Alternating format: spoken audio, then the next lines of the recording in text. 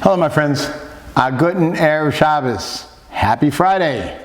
Followed by a wonderful, beautiful, and uplifting and inspirational Shabbos Kodesh. This week's Parsha, called Parshas Balak. Balak was a man who was a king who was afraid of the Jewish people. The Jewish people were coming closer to the land of Israel. And as they came closer, he was afraid that they were going to wipe out his entire people.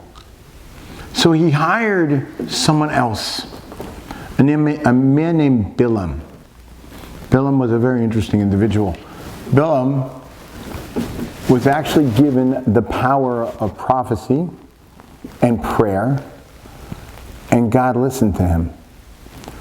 But Bilam used that power for the wrong reasons, and he was an evil, evil man. Why did God give that to someone? So the other nations can't complain. Why are you the chosen nation? It's not fair. Had we had somebody like Moshe, like Moses, we'd be able to accomplish the same things. If God would give us somebody like that, we would be able to be just as great as the Jewish people. So God gave him Bilam and said, let's see what they do with it.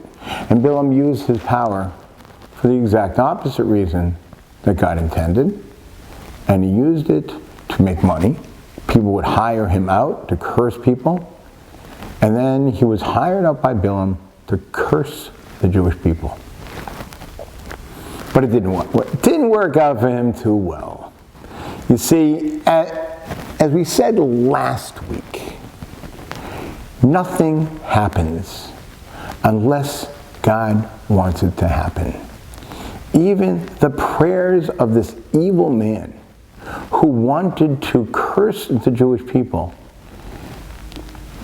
Balak would take him to overlooking areas where the Jewish people were marching through the desert, and they would stand on the mountains and look down. And they would say, this is the people. They're going to wipe out everything. We need to get rid of them. Please pray to God that they should be destroyed. And Bilam would open his mouth and pray and want to say something negative about the Jewish people. And every time he opened his mouth, only positive words came out. One of them we even incorporated into our own prayers. It's Matovu Ohalecha Yaakov. How great are your tents, Yaakov. Praises for the Jewish people. Jewish people are called Yaakov or Bnei Yaakov, the children of Jacob. Praising us. What was he praising us? Two things. Ohalecha Yaakov, your tents, your study halls, how great they are. Also, your tents, the Jewish people, how you are very private people.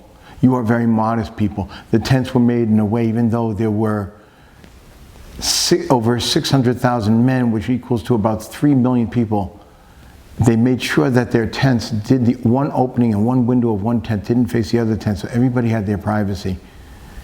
And he was praising the modesty of the Jewish people when all he wanted to do was bring up our faults and pray to God that he'll look at our faults and destroy us.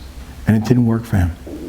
And the reason it didn't work for him is because although we were all given the power of prayer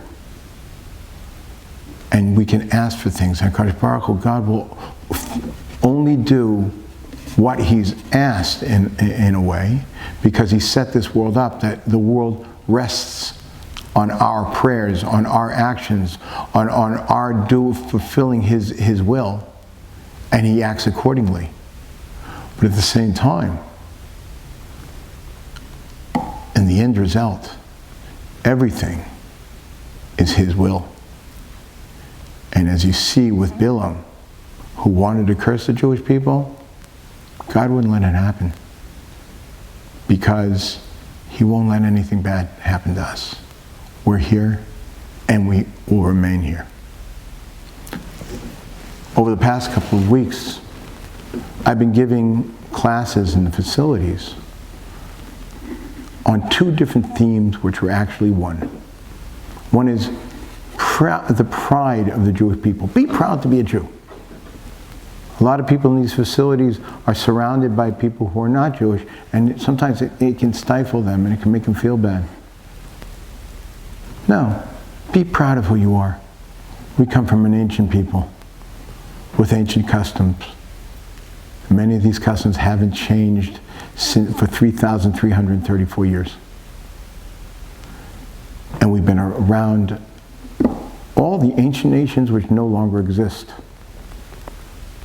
I quoted Mark Twain, who said, "Where are the Greeks? Where are the Romans? Where are the ancient Egyptians? They're all gone." The Jewish people met them all. In one way or another, we were defeated, but in one way or another, we won.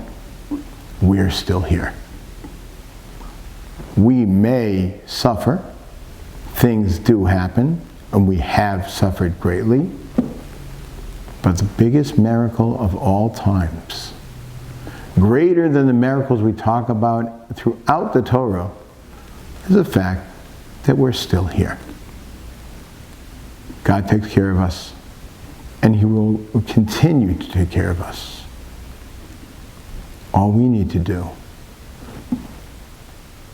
is fulfill His will. Good job.